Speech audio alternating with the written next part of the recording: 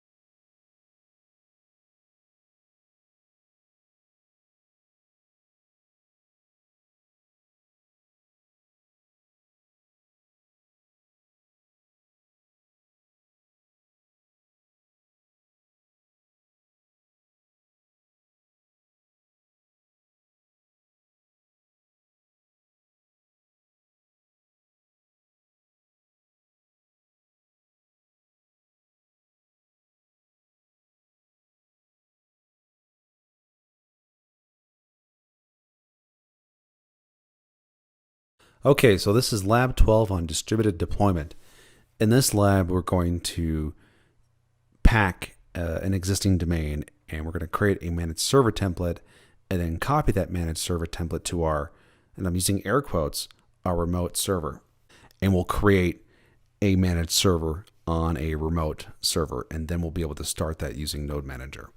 Now, I've tried to keep this lab simple enough so that everyone at home can execute this lab. You know, as you can imagine, most of you out there may not have a second machine that can host WebLogic and create a managed server on.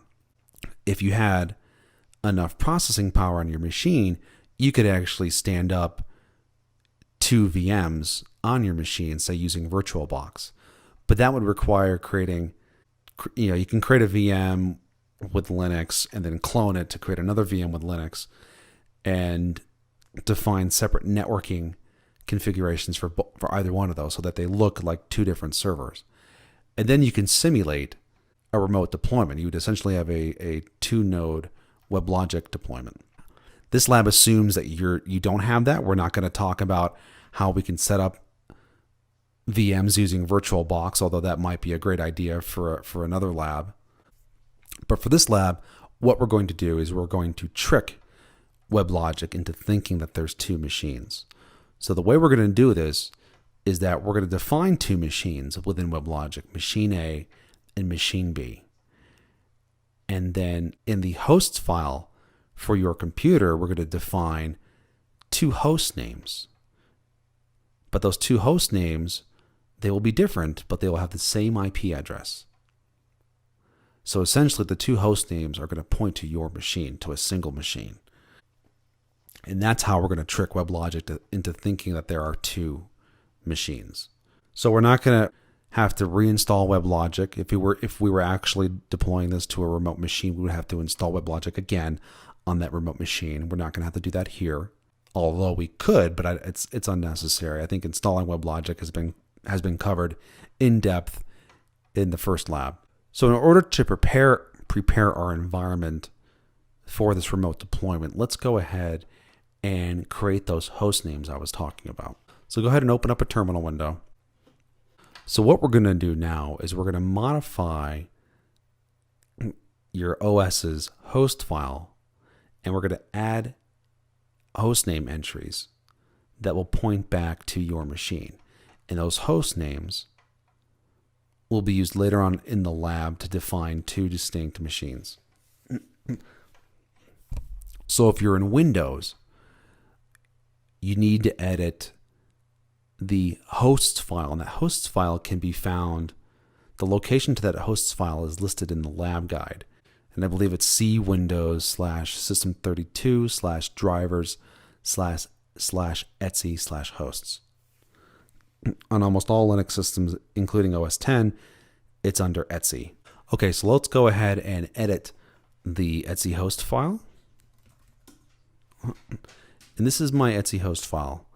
So I've got some static IPs defined in here for some systems that are in my environment.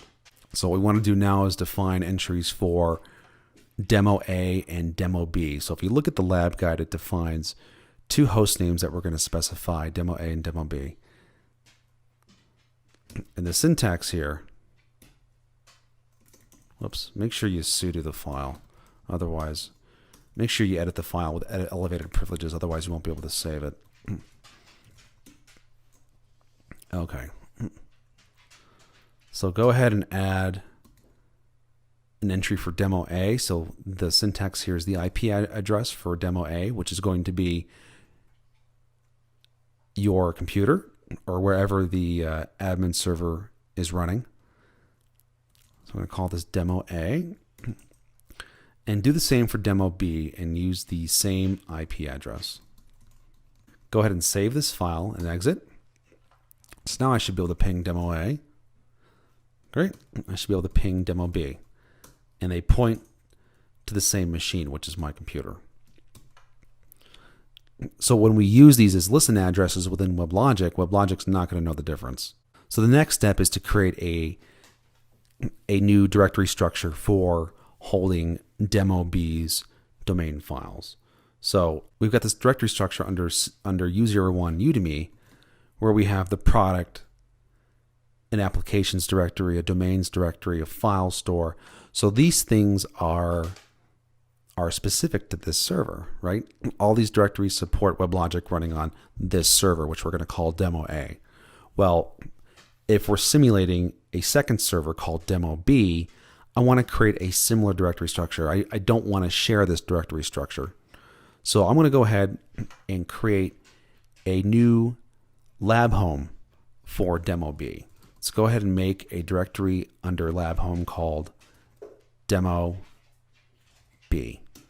When we unpack the managed server template, we are going to define the domain home to be under this Demo B directory. This will all make sense when we walk through it. So now that we've defined the host names for Demo A and Demo B, we need to update the listen addresses for all of our WebLogic servers and Node Manager. Let's start with the domain. And we're going to use our sample WebLogic domain for this. So let's go under domain, and then WL server and config. Config.x, okay. And then VI, the config.xml file. Okay, so now search for all occurrences of listen address. Listen-address. Okay, so the first occurrence here, if you're a Notepad or whatever text editor, you can just do a find. I'm in VI, so I just enter a slash and then the search string. And the first occurrence is for the admin server. And you can see that here, I've got a server definition. And then here's the name of my server. So we have our admin server definition. And then if you look a little further down, there's the listen address defined. And we're using the IP address right now. So go ahead and swap this out for the Demo A host name that we defined in Etsy host. Okay. And you can leave the listen or the admin port the same. We're not going to touch ports. We're just going to touch listen addresses. So go ahead and search for the next occurrence of listen address. Okay. And you can see here, this is for MS1. So go ahead and change, and here's MS1. Go ahead and change the listen address from the IP to Demo A.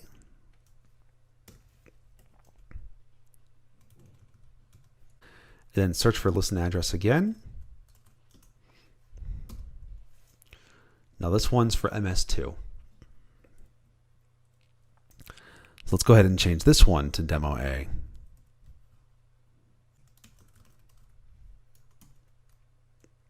Come on. Now let's search again. Okay, so this is where we're going to deviate a little bit. Here's the definition for Managed Server 3. Okay. Managed Server 3 is not going to be on Demo A. We want to put Managed Server 3 on Demo B. So Managed Server 3 is going to be running on our second server called Demo B. So go ahead and change the listen address here to use Demo B. So now we've taken our admin server and our Managed Server 1 and 2, and we've updated their listen address so that they're going to be listening for requests on Demo A. And our Managed Server B and our Managed Server 3 will be listening for requests on Demo B, which, as you know, Demo A and Demo B point to the same IP address, but WebLogic doesn't know that. Okay, so go ahead and save this file. Now we need to update Node Manager. So to do that, let's go back up and under domain home, go into the Node Manager directory and edit the nodemanager.properties file. Then under IP, under listen address, go ahead and change this to Demo A. And so when we use the managed server template to create a domain for Demo B that's going to contain the managed server 3, we're also going to have a separate instance of Node Manager there as well. So we're going to have admin server, MS1, MS2, and Node Manager running on Demo A, and then we'll have another instance of Node Manager and MS3 running on Demo B. So go ahead and save this. Now let's go ahead and create a managed server template. So now that we have our domain configured, we can execute the pack command to create that template. So let's go ahead and change directory to where the pack command is located. And that's going to be under Oracle Home, Oracle Common, Common, Bin. This is by the way, this is a good directory to put in your path so that you don't have to keep changing directory to here. There's a lot of tools in here that are very helpful if you're working with WebLogic on a day-to-day basis. So it's very handy to do that. I haven't done that. I'm lazy. But the pack and the pack and unpack commands are in this directory. And the syntax for pack, it's just a shell script here, is you pass it the domain home, which is going to be dash domain is the flag, equals the fully qualified path to the WL server domain. So we're going to do U01, Udemy, domains, and then WL server. And then dash template,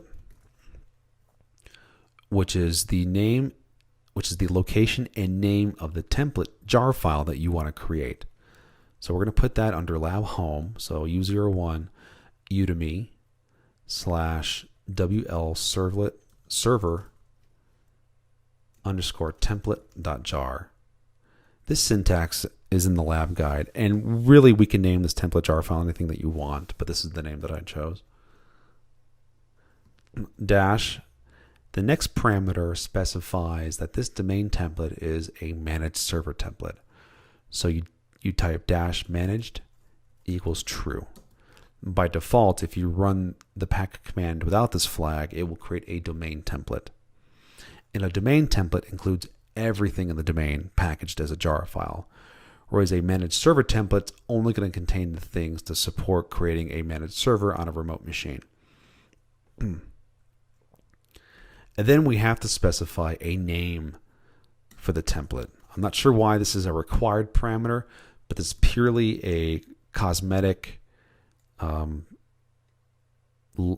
parameter. So you could specify anything here, and you specify it in double quotes. So template name equals WL server managed template. Okay. And then go ahead and hit enter. And you'll see that it's reading the domain located under domain home. And then when it's done, hopefully you'll see a succeed message. And so what this tool did is it read the domain files under domain home and created a template from those domain files under lab home. And our template is that WL server template.jar file. So let's go to our lab home directory and check out that template.jar file. Okay, so do a listing in here, and you'll see that there is a WL server template.jar file in our lab home.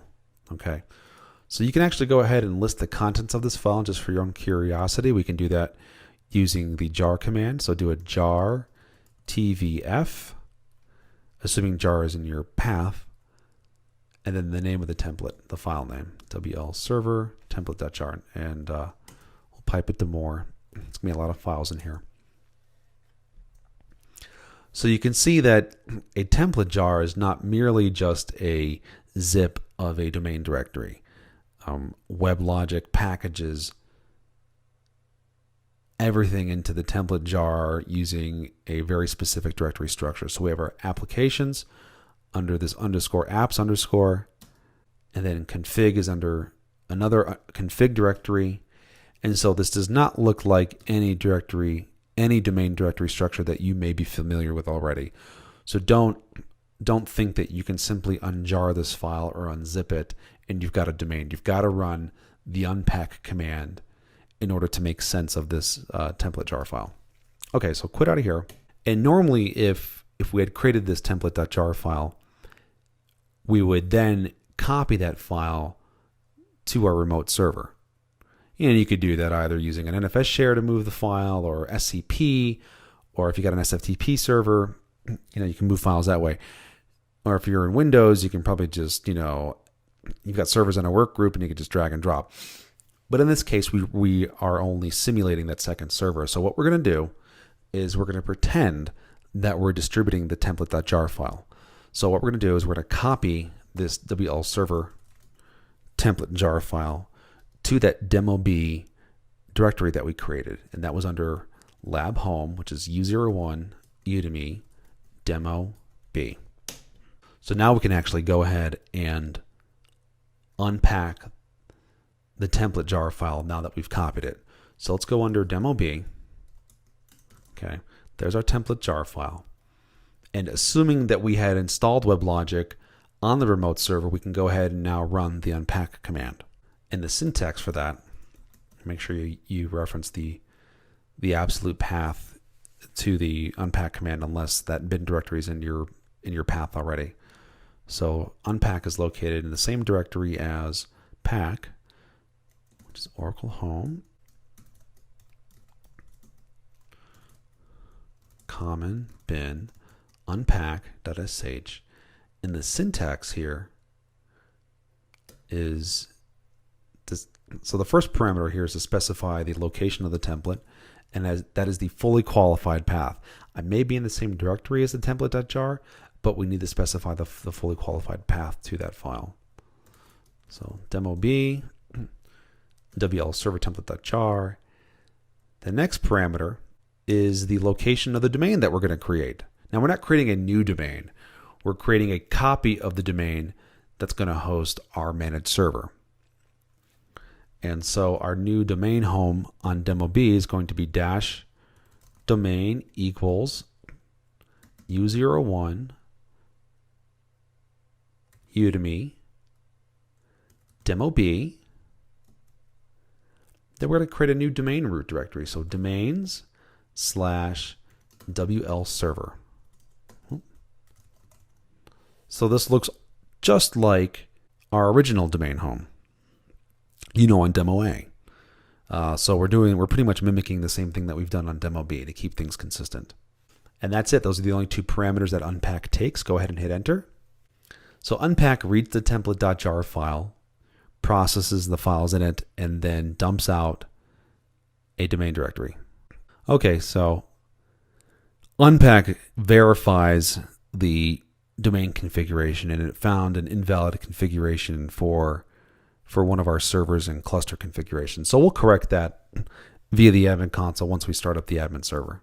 Let's do a listing in here and see that we do have a domains directory. So unpack created this domains directory, and in here should be our domain, our WL server domain. And then there it is. So this new domain directory looks a lot like our other domain directory. It's a little stripped down to support only a managed server. So there are some elements that are not included in a managed server domain directory structure, but we have everything here to start up a managed server. And this is how you scale out a WebLogic deployment. There may seem a lot of commands that we've typed, so you can certainly script this. You can automate this by scripting it or by using Chef. You can create a recipe to use Chef, or if you've got Puppet, you can use Puppet. Or any automation tool that you have in your environment, whatever you have, you can certainly script this process. You can also use Oracle Enterprise Manager or Fusion Middleware Cloud Control to perform this scaling out. Those two tools are out of scope for this lab, for this course actually. So now that we've created our domain on Node B or Demo B, let's go ahead and configure Node Manager for Demo B. So under Domain Home, let's go under Node Manager and edit the Node Manager.properties file. And let's go ahead and change the listen address to Demo B. We also need to change the port. So the listen port needs to be something different, and that's because we're going to have another node manager running on this server, and it's already running on 5556. So go ahead and change this to 5557. Save the file and exit out. And go ahead and start the node manager for Demo B. So back up in the domain home for Demo B. Let's go in the bin directory and run the start node manager script. Okay. So we now have Node Manager running on demo B on 5557. Okay, so let's go ahead and open up another terminal window. And let's start the Node Manager for demo A. And so that's going to be under our original domain home, which is under U01 Udemy domains WL server bin. So go ahead and start Node Manager. And this is our demo A Node Manager. Okay, and you can see that down here. So secure socket listener started on port 5556, host demo A. All right, so we've got Node Manager running on demo A and demo B. Now let's go ahead and log into the admin. Oh, now we need to start the admin server. So open up yet another terminal window. And we're just going to start this admin server by hand. So run the start WebLogic script in your original domain home bin directory.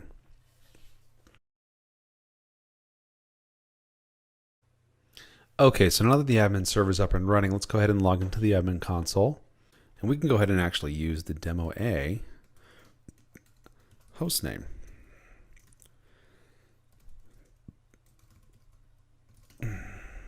Okay, let's go ahead and continue and accept the certificate.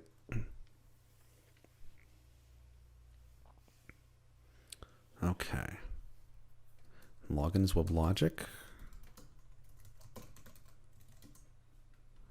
Sure, we'll save the password. Okay, so once we are in the console, let's go ahead and just verify our configuration for the machine. So under environment, go ahead and click on machines and click on machine B, and then click on the Node Manager sub-tab and modify the listen address to use demo B, and then change the port number to use 5557. So recall, machine B represents the demo B host. And then click Save. And then click on the Servers tab. And note that there are no servers associated with this machine. So let's go ahead and click Add. And let's add MS3 to this machine. And then click Next. Okay, so we have MS3 now associated with machine B. Go back to machines again and click on machine A, and then click on Node Manager, and then update the listen address to be demo A. Click Save. Then click on the Servers tab and verify, yep, we have MS1 and MS2 on machine A. Okay, so let's go ahead and start Managed Server 3 now. So under Environment, click on Servers. Let's go to the Control tab, and then check the box for Managed Server 3 and click Start. Okay, so take a look at what happened here. We've got an error message saying that Managed Server 3, that the node manager associated with that machine, machine B, is not reachable. So I wonder why this is. So we've got the admin server, and the admin server communicates to the node manager on machine B. However, WebLogic is telling us that it's unable to reach machine B. So I know why this is. So let me show you what's happening here. And this is very specific to our environment, or to my environment actually. And I'm sure that you'll come across this in your environment. So go ahead and minimize the browser and take a look at the console window for the admin server. You're going to see a slew of certificate chain received from demo A, failed hostname verification check. Then after that, it says the certificate contained, and it's going to be the host name, the actual host name of your machine that you're working on. So in my case, the name of my machine is Bugatti. So the certificate contained Bugatti, but the check expected demo A. What this is saying is that the admin server made a request to Node Manager using demo A as its host name, as the admin server host name.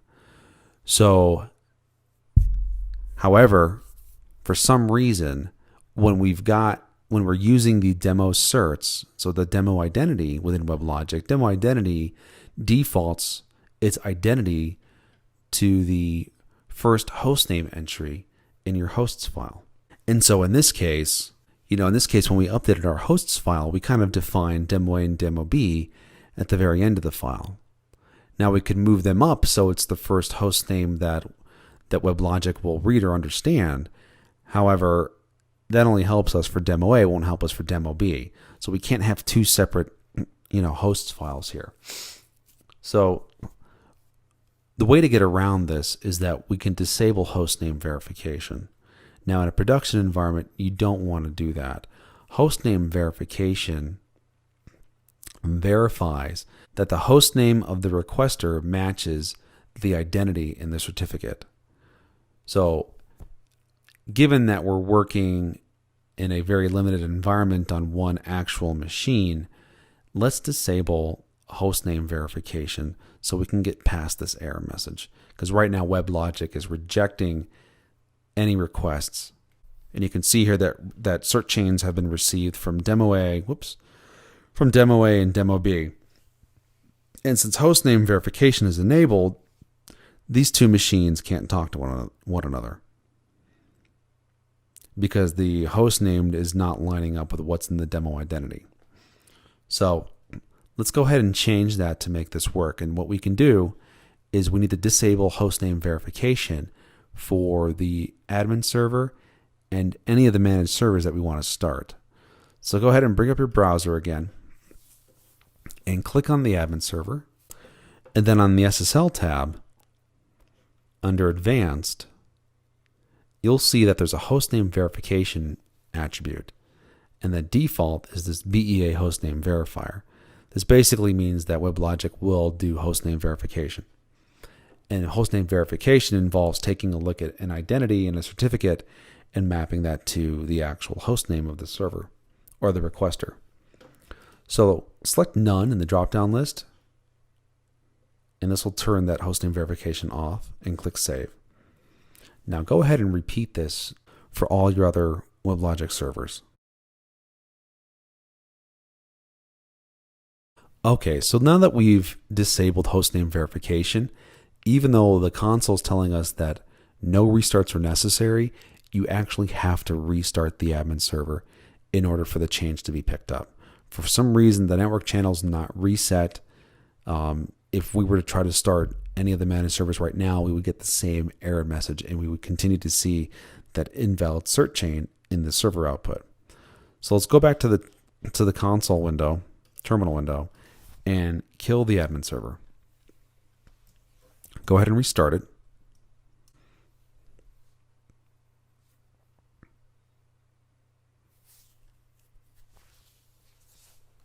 And if any of your managed servers are running, make sure that they're stopped too. Okay, so once the admin server is up and running, let's log back into the console.